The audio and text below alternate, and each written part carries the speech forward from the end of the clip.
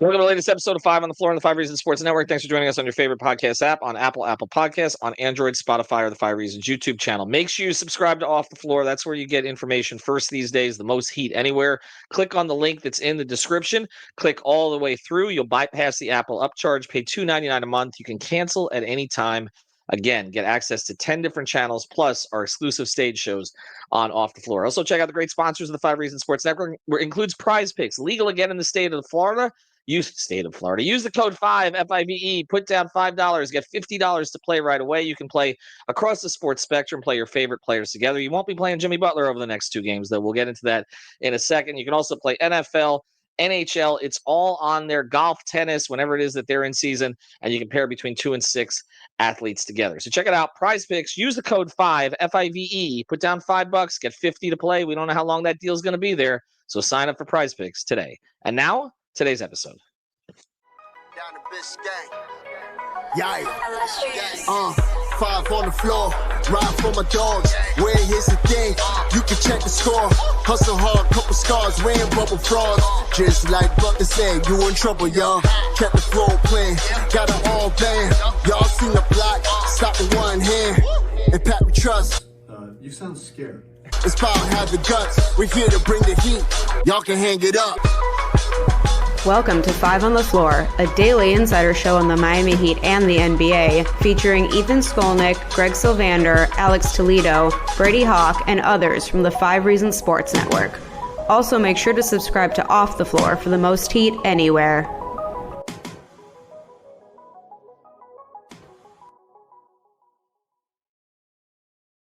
All right, welcome back to Five on the Floor. Here's today's floor plan. I'm Ethan Skolnick. You can follow me at Ethan J. Skolnick and at Five Reasons Sports. We got Sean Rochester.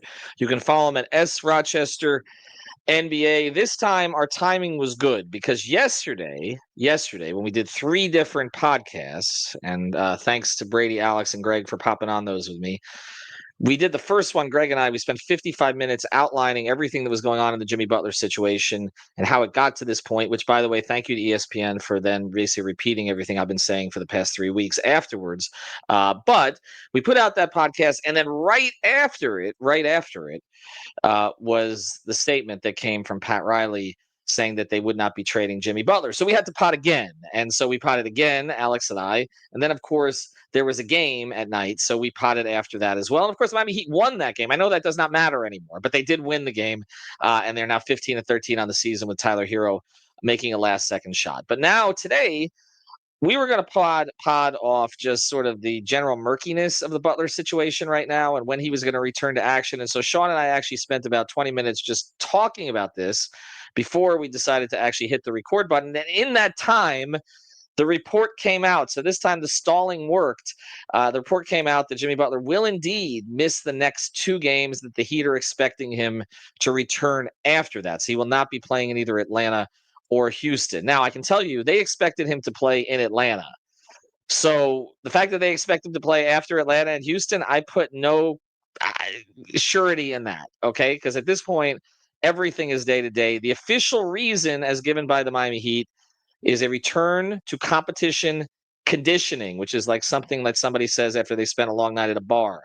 But apparently this is what they're going with. And this comes after we seem to see him sprain his ankle on the court and leave after about 7 scoreless minutes, and then all of a sudden sick. Now, I did hear that he had IV fluids, and I heard that from somebody who would not be inclined to necessarily defend Jimmy in this case, that he did have IV fluids. But this situation is officially, in my view, kind of a bleep show.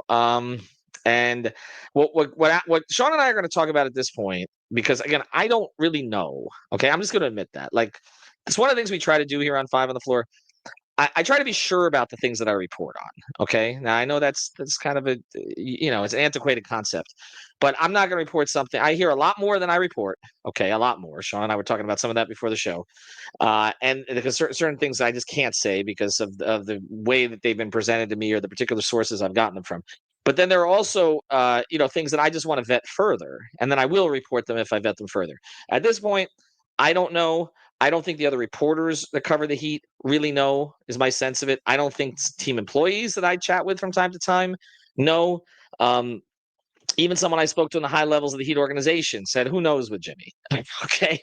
And that was before missing these last 2 games. But Sean, what you and I were going to talk about before this, and this folds into it, is this poll that I put up.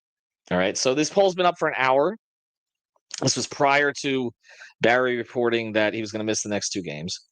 Which party, and again, I'm not sure where Barry got it. It might have come from a direct Heat statement. I haven't checked. I just saw Barry's tweet. Which party would be hurt more now and in the future by Jimmy Butler theoretically holding out? Okay, I guess you can call it quiet quitting, pouting, refusing to play because then he's not getting a contract, whatever. And again, I said in the poll, not saying he is. I'm just curious about the fans' sentiment. 58% said that Jimmy Butler would be hurt more now and in the future. This is, again, through about 1,000 votes at this point. 58% Jimmy Butler would be hurt more, and 42% say the Miami Heat. Now, you know where I stand on this, I think. I've been known as a players guy over the years. I don't think there's any question Jimmy Butler would be hurt more by this than the Miami Heat would be. And I'll give my reasons for it, but I know you don't completely agree with that. So why are you a little bit more towards the middle on this? Well, it's not necessarily that I don't agree, but I would say both. And because I think you can look at both sides of things, you can look from both perspectives and say that if you're Jimmy Butler, I'm sure you'll outline, it's going to hurt you when and if you come to the market, whether it's this summer, next summer. Teams are going to look poorly on this if he is sitting out, not competing, not participating, causing problems, etc. But at the same time, it does hurt the Miami Heat because, right now we know he's not going to be out there for the next 2 games, let's say the next week. But it's a constant thing hanging over the team that, when is Jimmy going to come? Is he going to come? Is he going to be here today? Is he not going to be here today? We talked about for the last few seasons when he did show up and we were always questioning sometimes his effort. It's sort of in a similar way that you just don't know if he's going to show up, and if he shows up, how is he going to play? And I think that's hard for the team, whether you're talking about the staff, his teammates, everyone in the organization. It is just this distraction, this cloud that's hanging over the team. And not that you just want to distinguish it by getting him out of there, but something has to change. Like, this can't continue for the rest of the season. Right. Here's why I think it's Jimmy, and I think it's 95% Jimmy. Okay. I agree that obviously the Heat don't want this. Like, they don't. This is not the kind of thing they typically have to deal with. Again, if this is the case, okay, if this is not just a really horrible stomach bug that is requiring days and days and days to return from, okay, if this is actually a standoff, if this is quiet quitting, if this is refusing to play on a contract that he has signed, okay, like the contract does not say, if you sign this contract, we will get you another star player to play with. All right. They did get him Kyle Lowry, by the way, who he wanted, but the contract does not say that. All right. And what was the dollar contract figure? Does not. You gave earlier in our off the floor a dollar figure per game. What does he make per game? He makes if you exclude the playoffs or the play-in, unfortunately that counts for the Heat. If you exclude the playoffs or the play-in, Jimmy makes roughly $585,000 per game, whether he plays or not. Okay, $585,000 per game. The contract doesn't say play if you get another star player. It doesn't say play if we'll give you another max extension. After all, the Heat gave him a max extension with no argument the last time. No argument. In fact, Jimmy's camp was expecting an argument, and there was none. There was a meeting, and 5 minutes later, no, he's getting it. Because that's where Jimmy was as a player at the time. Like that, and that's what he had brought. But this time, it was murkier because, again, lack of availability over a repeated period of time. And now, by the way, whether it's legitimate that he's sick, whether it's an ankle that keeps flaring up, or whether it's quiet quitting, he's not available, right? He's going to miss 2 more games, which means that's 10 out of 30. And one of the 30 games one of the 20 games he did play, he left after a few minutes. He's really played in like 19 games. He's on pace to play fewer games than last year. By a good chunk, actually, because last year he missed 22. He played 60. This year he's on pace to play closer to 50. All right. So, what is it? 54, I guess it would be. It was come out to. So, again, he's kind of proving Pat's point, which is the reason that they were reluctant to give the extension in the first place. Now we can say, well, now, okay, yes, you can't count this because he was more available before, but he knew they weren't giving him an extension before the season started. Like, no circumstance has really changed here. The only thing that changed, and we've said this repeatedly, is that ESPN went nuclear with this on what Jimmy might want and what other teams might be willing to do. But again, they refused to consider until now, until Pat's statement, even though I've been reporting this stuff, Barry's been reporting this stuff for the past several weeks since the Sham thing came out, the last 2 weeks. They never were reporting the Heat side of this. So nothing has really changed in that regard. And I said yesterday on the podcast I did, Barry and Anthony, or maybe it was Anthony at the Herald, had a report that Jimmy was upset about the Heat not denying Shams' report from their perspective, I guess, about being willing to listen to offers. Wouldn't he want them to be open to listening to offers if, in fact, he does potentially want to go somewhere else, which is what Shams was also reporting? So I don't understand why he would be irritated at the Heat about that. There's one thing for Jimmy to be irritated at the Heat about. There's a lot of things for the Heat to be irritated at Jimmy about. There's one thing for Jimmy to be irritated at the Heat about. He believes he deserves his money for what he's brought to this franchise and lifting it off the Whiteside floor, okay? And being the primary force in driving them to 2 finals and 3 conference finals. He has every right to take a position on that. Every right. Give me my damn money. The Heat have a lot of issues with Jimmy, okay? And a lot of it has been behind the scenes stuff that they've tolerated because he's produced, and they've given him more leeway than they've given any other player in Miami Heat history. And then if, in fact, he is quiet quitting now, which we don't know, but if, in fact, he is, it reflects, in my view, worse on him than on them. Okay, so I just want to say that. Now, the tweet itself, and I'm looking at, you put this on here in the chat, so I'll get to it here. Why is the Heat not moving on from Butler? And this is from Barry, and giving everyone a fresh start. Many reasons. Need to be a trade offer they love. There isn't one. Not only is there not one they love, to my understanding, they haven't gotten one. They love the idea of flexibility last summer. I've reported that as well. When Pat's been approached about how you could lose Jimmy for nothing, Pat said, no, it's not nothing. I'll get $50 million in flexibility. I want to make sure he said next summer. And I believe when he would say that would be 2026. Okay, so that's okay. That's a good point. Okay, and I guess it should be clarified in that, but I guess he is talking about next summer, although you could say next summer is 2025 because it is the next summer. But either way, Sean, there is more flexibility they'd gain because they get more flexibility. Not enough to get another player to replace him necessarily, but more maneuverability under the second apron when they've been so pressed up against it, when they've been dealing with Jimmy and Bam's contracts at the same time. Okay. And then this one, they know nobody except the Nets can sign him this summer the money he wants without the Heat's help. We've gone over that ad infinitum. And goal for them is always to win as many games as in the current season. They believe Butler can help them do it. Sacrificing a season for picks now the line never appealed to them. Of course, they're the Heat. We've said that too. Okay. That's the way they operate. But again, getting back to this, and I'll throw it back to you. Okay. He has a contract to play for them right now. All right. Pat's issue was availability. And it's not just Pat's issue, by the way. Pat was speaking for the organization, for those above him and those below him and those on the sidelines. And he was speaking for a lot of people.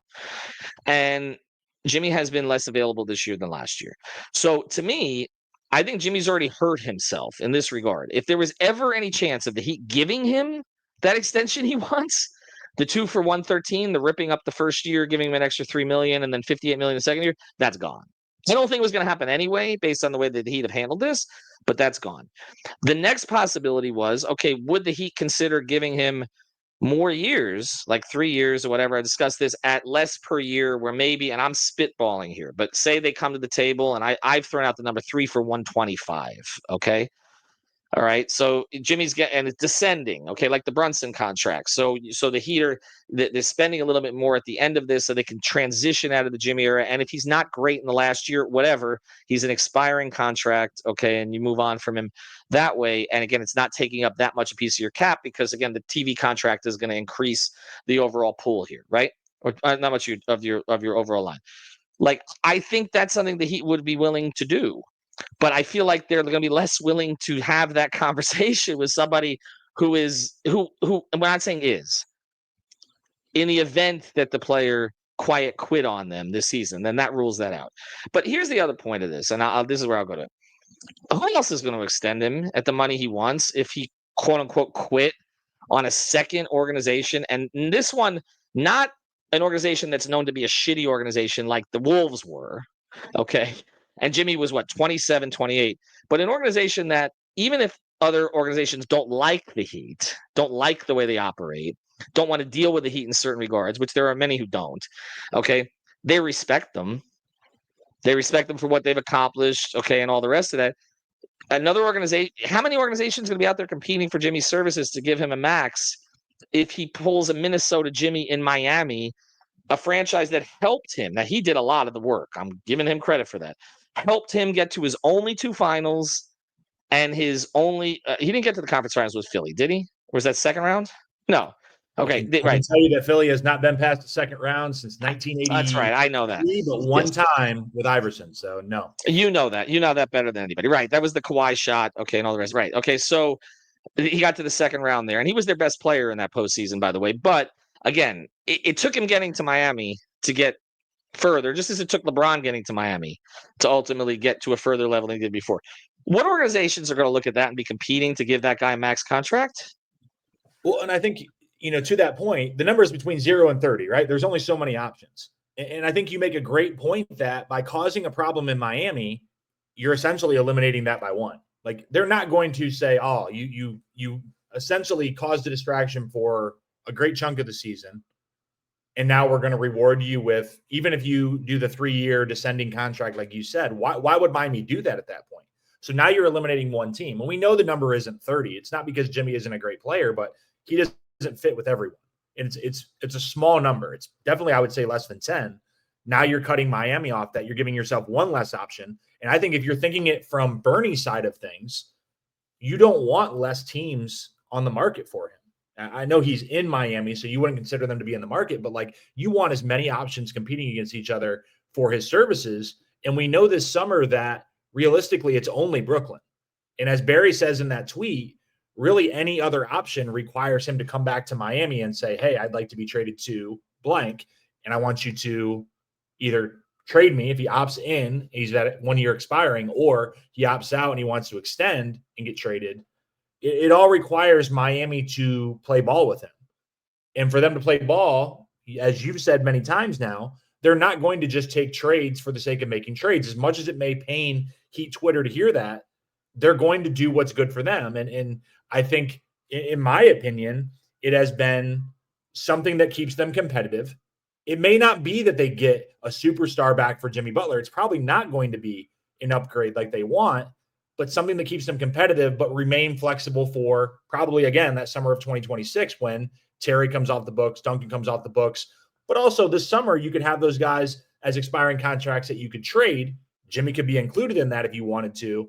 It's just hard to make those big chunk trades in today's NBA. So I just think that, like, there's a lot of different possibilities, but I don't think it's in Jimmy's advantage to be eliminating possibilities at this point when there are so few. Well, right. And it's also not in his advantage when he has established a legacy of being a different kind of player in Miami, or they're different kind of teammate in Miami that maybe he was considered to be in other places, even if some of that stuff was whitewashed. Okay. Because some of it has been whitewashed because the Heat have basically allowed him to operate in a way that, as I've said, they've never allowed another star to operate. I'm not saying this stuff has been awful. Okay. It's not like that. It hasn't been anything like that, but there are challenges to dealing with Jimmy Butler, and they have accepted some of those challenges and they've made certain concessions. Okay. And he's taken them up on some of those concessions over the past few years. And I know, for instance, like this, a lot of the support staff, and I'll just give this, is I think ready for change in this regard. Like, and I'm not going to get into specifics of who, but there's a lot of them. It's just, it wears on you. Okay. With some of the stuff that they dealt with behind the scenes, but it's been worth it. It's been worth it in the big picture to the organization. Jimmy has brought fans in, which brings money into the organization, which there's a whole bunch of things that come from that, right? He's given a lot of joy to people in South Florida. He's the third most important athlete that the Miami Heat have ever had, in my opinion. Okay, and I know that's a tough one, and we debated that one, and we can argue him or Zoe or whatever, Shaq, and there's some other names in there, but I mean, he's in that list of names behind Dwayne and LeBron, right? He's right there, okay? And so, this is not to disparage Jimmy or what he's contributed, but there is a point of diminishing returns if he's not going to be on the floor raising their ceiling. then there is a feeling overall, okay, let him move on. So then people say, okay, then why not just trade him now? They're not going to be pushed into making a bad deal. I really don't think so. And I've stuck to this. I said this before Riley made the statement. Now that Riley's made the statement, you think Pat, his one of his final acts, okay, as the front person for this organization, he's not the only one making decisions. Let me be clear on that. Okay, people think he is. He's not. But as the front man for this organization, that Pat's final act is going to be saying, we're not going to be trading this guy. This isn't like telling a few reporters, okay, hey, we're not, well, there's nothing going on, right? He went out there, he put out a statement that was on Bleacher Report, on ESPN, on everywhere else. We're not, this statement was as strong as the statement where he told Danny Ainge, okay, shut the F up and go manage your own team. He puts that statement out there, and then he's going to go turn around and trade Jimmy? That would be weakness, okay? I don't think that that's going to be what he does now. So I still don't think there's going to be a trade, and I don't think that the Heat are going to look any worse for wear. And here's my point. And we'll get to I want to get your thoughts on this after the break. They're not contending anyway, so we can talk about like what they have to lose this year by Jimmy sitting out a few games. They're 4-4 without him. Is he jeopardizing them winning a championship if he was to sit out a bunch of games? No. So like, what do they have to? What is going to pressure them to make a move that they don't want to make, whether it's an extension, which I think that ship sailed now, or a trade? Hold the thought. I'm going to get to it on the other side. All right, I'm going to go to you right as we get to the other side. So, all right, do want to mention one more time, though, Prize Picks. Use the code 5, FIVE. We'll have some shows over the weekend. Put down $5. You get $50 to play right away. Legal in the state of Florida. I don't know. Start playing the Tyler overs again, although he has gone over the last couple of games, but it looks like he's going to be carrying the offense for a while because it hasn't been banned. Use the code 5, FIVE. Put down $5, get $50 to play right away. Again, legal in the state of Florida. All right, go. My question was going to be this: you a lot of times with Greg or with Alex or Brady, you've been referencing percentages, and you've wavered on your percentages a little bit. You've been pretty consistent. Mm-hmm. But off my memory, you were somewhere right below 50%, I believe, in terms of thinking there was going to be a trade. Well, this was before the last, like all this stuff over the past week or two. And I had to split three ways. And I said I wouldn't give more than 40% to any of these three, which would be Jimmy opts in, Jimmy opts out. These were the three options. Like, there are more options than this, but Jimmy opts in, Jimmy opts out, which could mean a lot of different things. That could mean a sign and trade. That could mean a opt out into a different contract with the Heat, whatever. Or Jimmy is traded. And I said at the time that the least option was Jimmy traded, but I had it at about 25%. After the Riley statement, I mean, it's 1%. I mean, I'm way down on that. The other option is he could opt in, but I think we're down on that too. I think we're headed for an opt out. And if he doesn't want to cooperate, with the Heat, then he's going to have to find cap space somewhere. And the situation that I think is going to be most similar to his, if he doesn't perform at a high level the rest of the year, whether he's sitting or whether he's just not into it, I think the best case scenario for him is going to be a Harden situation. I think that's going to end up being best case for him. And I look at, and I think he's worth more than this, honestly. But I think this is where this would head. Look, here's what happened with Harden. There's a parallel here. Okay. James, in 2022, he was a free agent. He signed a 2-year, $68.6 million deal with the Sixers, right?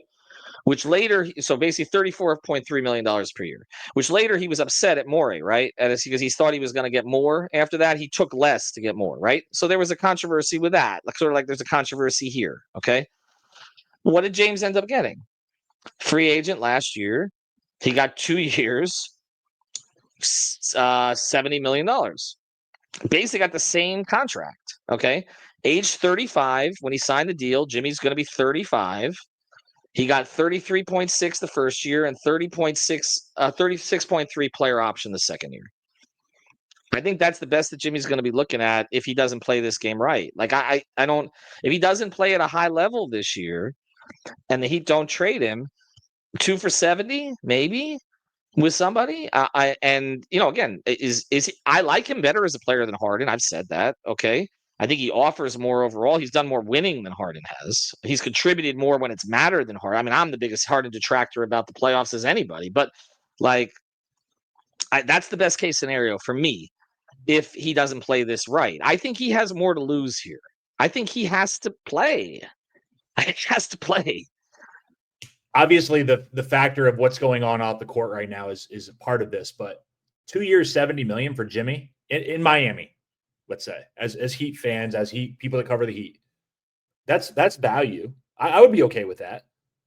Like I don't think he's getting that here. I don't think he's getting that here. I'm saying, like, if you're giving right. me that number, I think that's a value play for whether it's Miami or someone. You don't know. I mean, there's a lot of variables. Like, is he going to show up for X amount of games? I mean, at a certain point, 35 doesn't become a value anymore if he's only showing up for 40 games. But like, I'm okay with that. I don't know if Jimmy will be okay with that. But to your point, and this is really where we started, the more this stuff drags on, it's going to cause people to be out on him. And eventually that number is going to get smaller and smaller. It's only going to get so small. Like, he is a very good player, even at his diminished older state. But at a certain point, if the market is small, there's less competition and the number goes down. I mean, it's just the facts.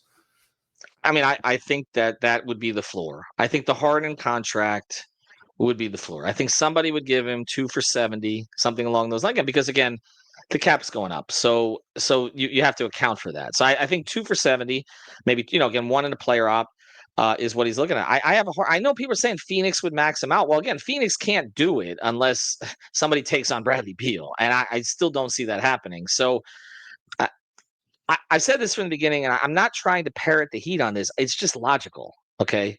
It's just logical. Jimmy Butler has to play at a high level for his next contract. That's what this is. Like, they gave him a max extension based on his performance level and his commitment to the team the last time around. And if it's not commensurate with that, he's not going to get the same deal. Now, you can always say there's always one owner who'll throw, one GM trying to save a job who'll take a chance. And yes, I'm sure. And this isn't just a Bernie thing. This is any agent. They're going to look for where they can find that deal.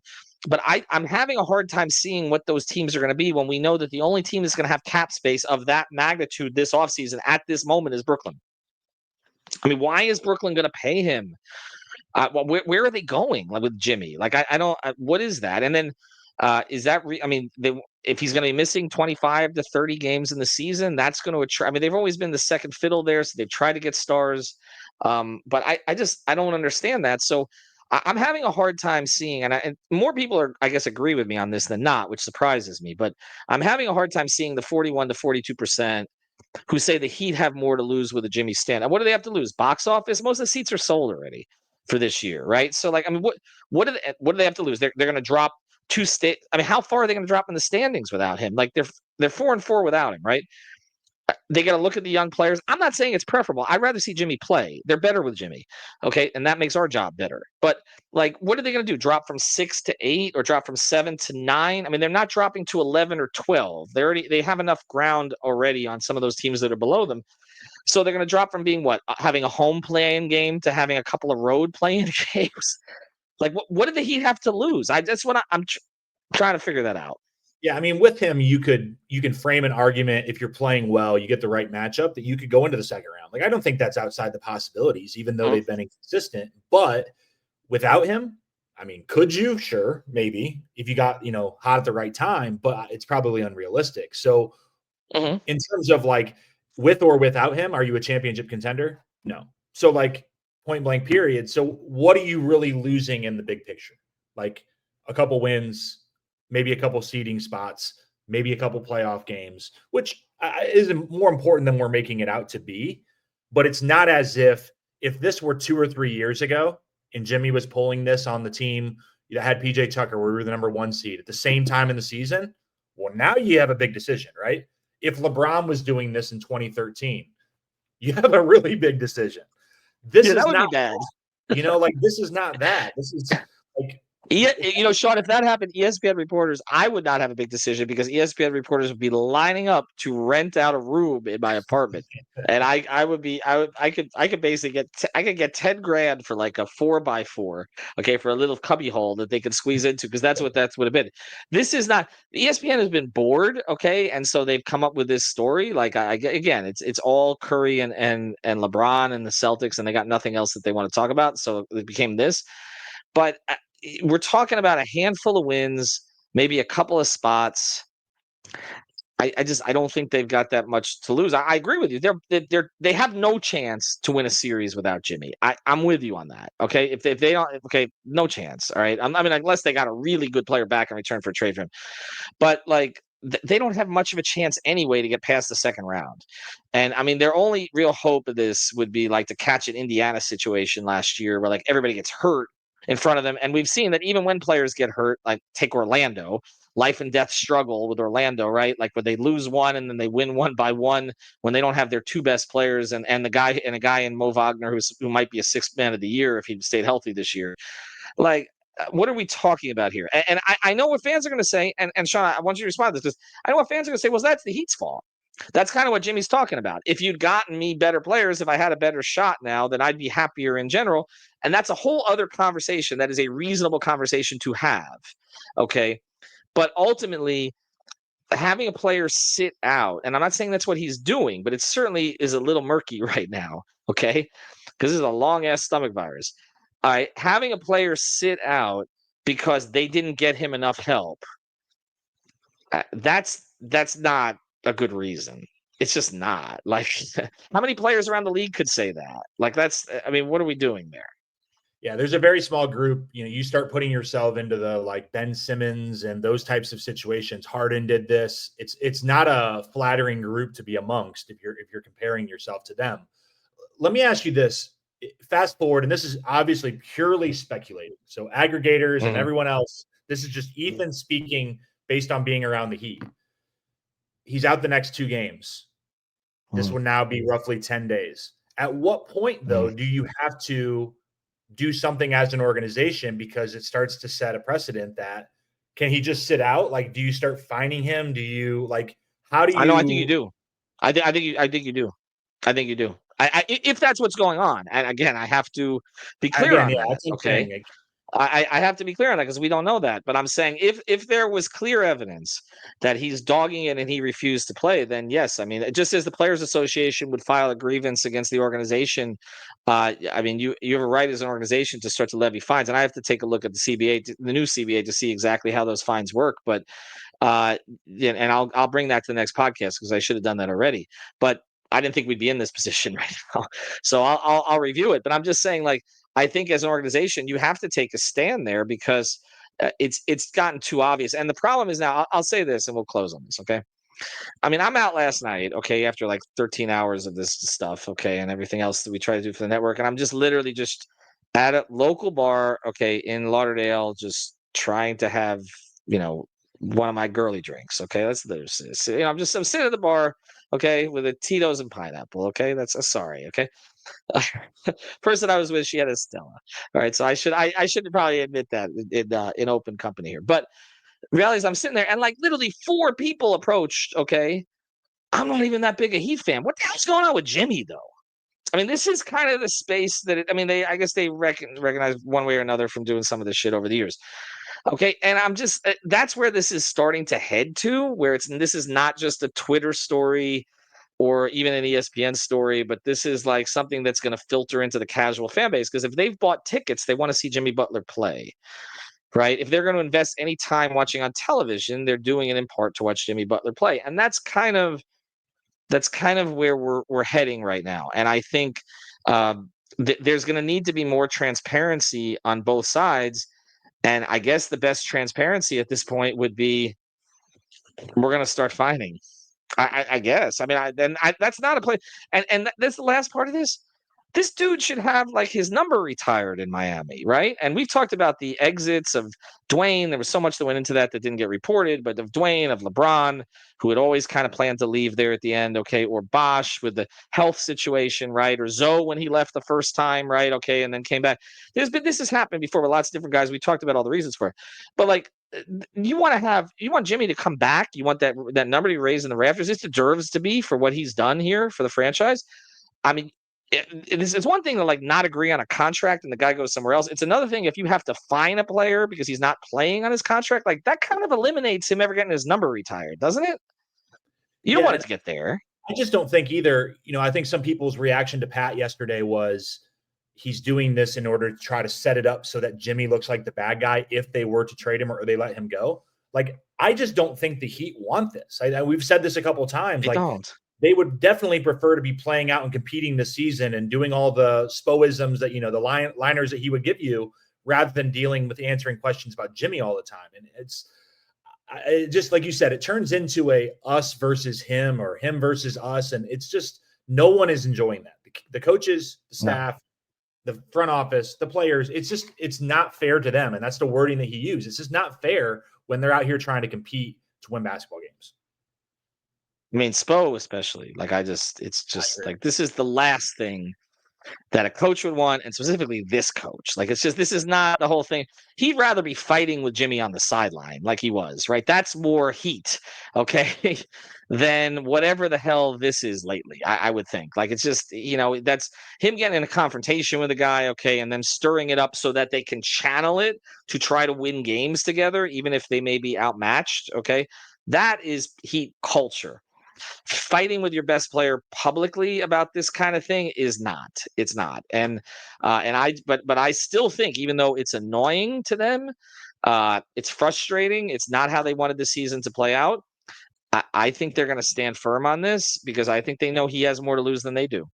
He needs to play, and he needs to play well. If his goal is money, which has been stated to me all along it was, he needs to play, and he needs to play well. I mean, and sitting out and playing dominoes or drinking coffee, like, that's not going to get him a max deal somewhere else. If I'm wrong, I'll come out here and I'll admit I was wrong on it. But I think then you're more in a Harden situation, and I don't think it's not what he wanted. I mean, 2 years for 70 when he's been asking for the 2-year 113, like, it's a big chunk of change. All right, thanks to Sean for jumping in here. We'll try to podcast on a basketball game tomorrow. The Heat without Jimmy are in Atlanta, so we'll see how that plays out. Check out our sponsor of this particular episode, PrizePicks. Use the code FIVE. Thank you for listening to the Five on the Floor on the Five Reasons Sports Network. After all, someone needs to listen to my dad.